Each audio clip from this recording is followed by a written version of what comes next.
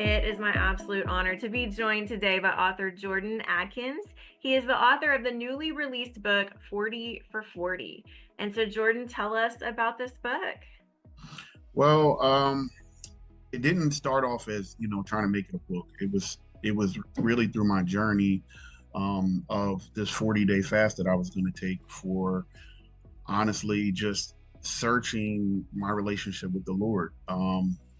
I guess I was at a desperate place in my life, and when I say desperate, sometimes it doesn't always have to be like catastrophic, like oh my life is terrible. My life was really good, honestly, business wise, spiritually, as far as like as being a pastor, I'm a pastor, and um, my family, the health, everything was good, right? But there was something inside of me that said you're missing something.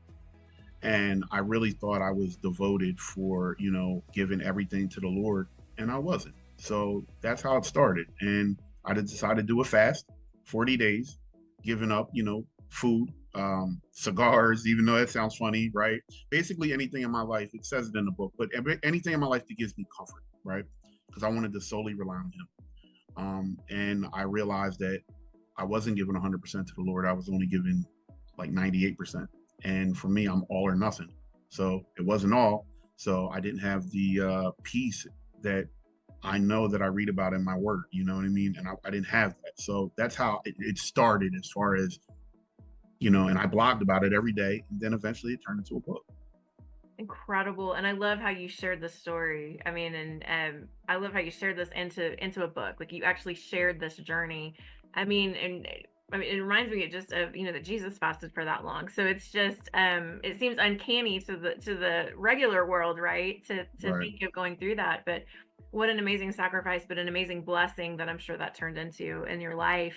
What Yeah. was and you've already talked about this a little bit, but I mean, what would you say was that main point of inspiration for you where you said, you know what?